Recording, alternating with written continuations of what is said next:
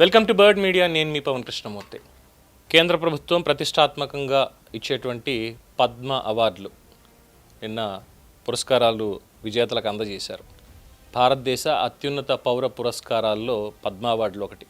ఇవి కేవలం వ్యక్తులని గౌరవించడం మాత్రమే కాదు, దేశం ఎలాంటి విలువలని ఆదరిస్తుంది అని ప్రపంచానికి తెలియజేసేటువంటి ప్రతీకలు కూడా. గతంలో ఈ అవార్డులు ప్రధానంగా సినీ, రాజకీయ, క్రీడా ప్రముఖులకే ఎక్కువగా పరిమితం అయ్యాయి అనే విమర్శలు బాగా వినిపించేవి. అందులో కూడా రికమెండేషన్స్. అయితే గత కొన్నేళ్లుగా, ముఖ్యంగా 2026 పద్మ అవార్డుల జాబితా చూస్తే, 2014-15 నుంచి ప్రత్యేకంగా చూస్తే ఎంపిక విధానంలో ఈ 26లో మాత్రం ఒక సానుకూలమైనటువంటి మార్పు చాలా బలంగా కనిపించింది. ప్రచారానికి చాలా దూరంగా, సమాజానికి చాలా నిశ్శబ్దంగా సేవ చేస్తున్నటువంటి అనేక మంది అన్సంగ్ హీరోస్, వాళ్ళందరికీ గుర్తింపు లభించడం చాలా ఆశాజనకమైనటువంటి పరిణామం. ఈ ఏడాది పద్మ అవార్డుల్లో మాజీ బస్ కండక్టర్ అంకే గౌడ వంటి వ్యక్తులకి చోటు దక్కడం విశేషం.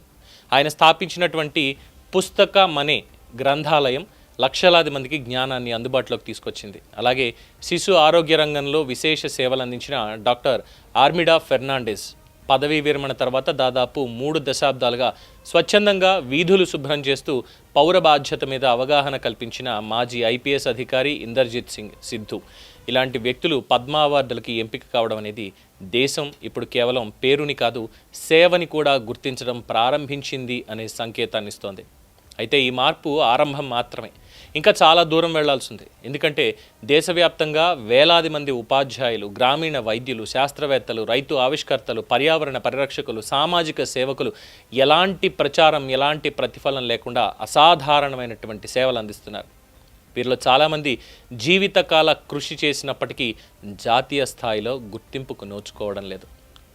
పద్మ అవార్డులు పొందే వ్యక్తులని వారి ప్రజాదరణ, ప్రభావం లేదా సిఫార్సుల ఆధారంగా కాకుండా దేశానికి మరియు సమాజానికి చేసిన వాస్తవ సేవల ఆధారంగా ఎంపిక చేయాలి.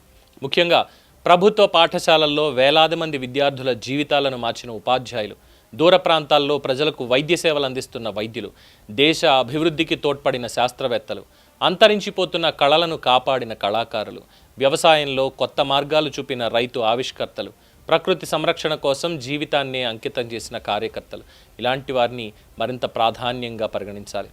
అవార్డు ఎంపికలో ప్రధాన ప్రమాణం సమాజంపై చూపిన ప్రభావం కావాలి.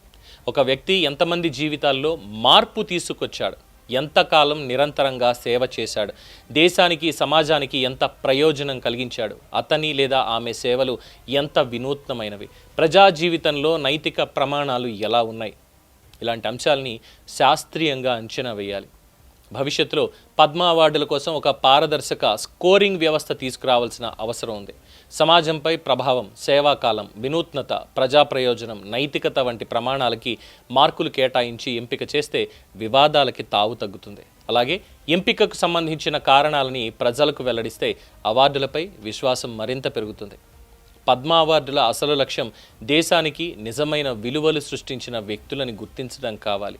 సెలబ్రిటీలను గౌరవించడం తప్పు కాదు, కానీ దేశాన్ని మార్చిన ఉపాధ్యాయుడు, గ్రామాన్ని మార్చిన వైద్యుడు, వేలాది కుటుంబాలకు ఆదర్శంగా నిలిచిన రైతు, ప్రకృతిని కాపాడిన కార్యకర్త, నిశ్శబ్దంగా జీవితాంతం సేవ చేసిన సామాన్య పౌరుడు కూడా అదే స్థాయిలో గుర్తింపు పొందాలి.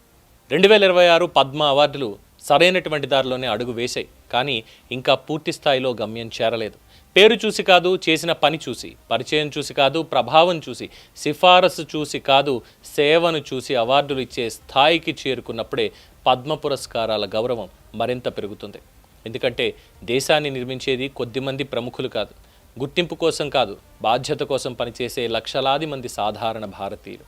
అందుకే పద్మ పురస్కారాల్లో మార్పు సాధ్యమైనప్పటికీ ఇంకా మార్పు అనేది కావాలి అంటున్నారు. దీని మీద మీ అభిప్రాయం తెలియచేయండి. చూస్తూనే ఉండండి ది బర్డ్ మీడియా. ఈ వీడియో మీకు నచ్చినట్లయితే లైక్ చేయండి, షేర్ చేయండి, సబ్స్క్రైబ్ చేయండి. మరిన్ని అప్డేట్ల కోసం మా వాట్సాప్ ఛానల్ను ఫాలో చేయండి.